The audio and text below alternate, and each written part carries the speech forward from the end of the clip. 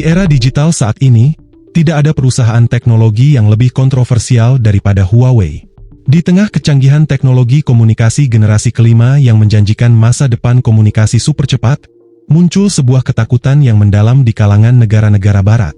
Ketakutan ini bukan hanya tentang dominasi Huawei dalam pasar global, tetapi juga tentang ancaman yang dirasakan oleh negara-negara tersebut terhadap keamanan nasional dan kedaulatan digital mereka. Huawei, perusahaan teknologi asal Tiongkok, telah menjadi pusat perhatian dalam perdebatan mengenai keamanan data, spionase, dan geopolitik.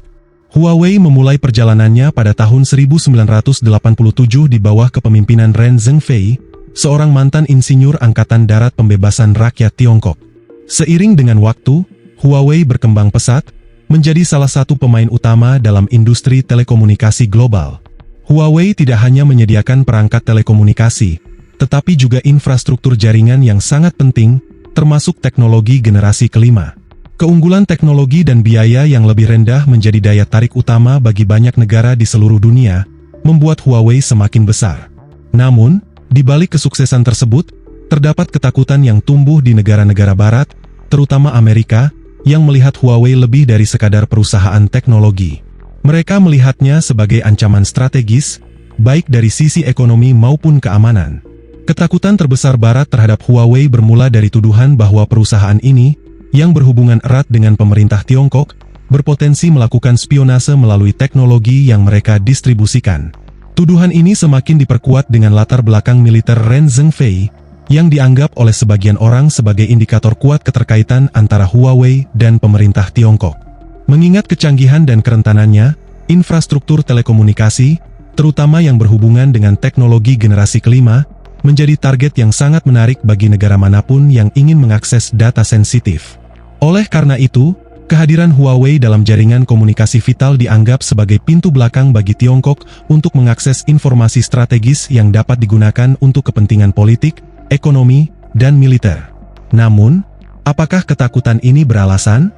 Untuk menjawab pertanyaan ini, kita harus melihat lebih dalam pada data yang ada. Pertama-tama, penting untuk memahami bahwa teknologi generasi kelima bukan hanya tentang kecepatan internet. Teknologi ini adalah landasan bagi transformasi digital yang lebih luas, termasuk Internet of Things, kendaraan otonom, dan sistem kota pintar. Dengan kata lain, teknologi generasi kelima akan mengubah cara kita berinteraksi dengan teknologi dalam kehidupan sehari-hari, mempengaruhi sektor kesehatan, transportasi, dan keamanan.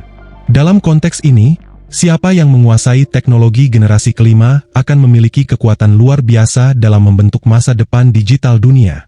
Huawei, sebagai salah satu pemimpin dalam teknologi generasi kelima, memiliki keuntungan kompetitif yang signifikan. Pada tahun 2020, Huawei menguasai sekitar 30% dari pasar infrastruktur teknologi generasi kelima global, jauh melebihi pesaing utamanya seperti Ericsson dan Nokia.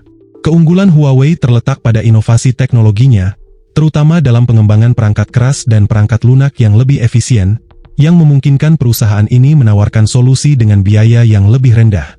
Inilah yang membuat Huawei begitu menarik bagi banyak negara yang berusaha membangun infrastruktur teknologi generasi kelima mereka dengan anggaran terbatas. Namun, ketakutan Barat tidak hanya berasal dari faktor biaya dan teknologi, tetapi juga dari kekhawatiran tentang kontrol. Di Tiongkok, perusahaan-perusahaan besar, termasuk Huawei, tidak dapat beroperasi tanpa pengawasan dan keterlibatan langsung dari pemerintah. Undang-Undang Intelijen Nasional Tiongkok yang diberlakukan pada tahun 2017 mewajibkan perusahaan-perusahaan Tiongkok untuk bekerja sama dengan Badan Intelijen Negara jika diminta.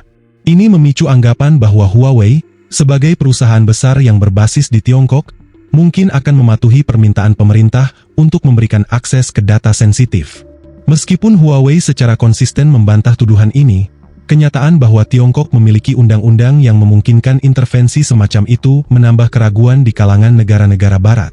Sebagai respons terhadap ancaman yang dirasakan ini, negara-negara Barat, terutama Amerika, telah mengambil langkah-langkah drastis untuk membatasi pengaruh Huawei. Pada tahun 2019, Amerika memasukkan Huawei ke dalam daftar entitas yang dilarang, yang menghalangi perusahaan-perusahaan Amerika untuk menjual teknologi ke Huawei. Selain itu, Beberapa negara Eropa dan Australia juga memutuskan untuk tidak memasukkan Huawei dalam pembangunan infrastruktur teknologi generasi kelima mereka. Langkah ini tidak hanya merupakan upaya untuk membatasi pengaruh Huawei, tetapi juga untuk menghalangi Tiongkok menguasai pasar teknologi global yang semakin penting. Namun, upaya Barat untuk membatasi Huawei tidak semudah itu. Huawei telah memperluas pengaruhnya ke pasar negara-negara berkembang, di mana biaya yang lebih rendah dan akses ke teknologi canggih menjadi lebih penting daripada kekhawatiran keamanan. Di Afrika, Asia, dan Amerika Latin, Huawei telah menjadi penyedia utama infrastruktur teknologi generasi kelima. Keberadaan Huawei di wilayah-wilayah ini menggambarkan ketidakseimbangan dalam respons global terhadap ancaman yang ditimbulkan oleh perusahaan tersebut. Sementara negara-negara Barat mungkin merasa terancam oleh Huawei, banyak negara berkembang justru melihatnya sebagai peluang untuk mengakses teknologi canggih yang sebelumnya sulit dijangkau. Di tengah ketegangan ini, data memainkan peran kunci dalam membentuk narasi global mengenai Huawei. Laporan intelijen, baik dari Amerika maupun negara-negara sekutunya, terus mengungkapkan kekhawatiran tentang kemungkinan ancaman yang ditimbulkan oleh perangkat Huawei. Tetapi, tidak ada bukti yang meyakinkan yang menunjukkan bahwa Huawei secara langsung terlibat dalam kegiatan spionase. Sebaliknya, beberapa pihak berpendapat bahwa ketakutan Barat lebih didorong oleh faktor geopolitik, di mana Huawei menjadi simbol dari persaingan teknologi global antara Tiongkok dan Barat. Dalam hal ini, Huawei lebih menjadi sasaran dalam perang dagang dan perang teknologi yang lebih besar antara dua kekuatan besar dunia. Pada akhirnya, ketakutan Barat terhadap Huawei tidak dapat dilihat semata-mata sebagai masalah teknologi atau keamanan, melainkan juga sebagai bagian dari dinamika geopolitik yang lebih besar. Huawei bukan hanya perusahaan teknologi, tetapi juga simbol dari kebangkitan Tiongkok sebagai kekuatan global yang semakin menantang dominasi Barat dalam hal teknologi, ekonomi, dan politik.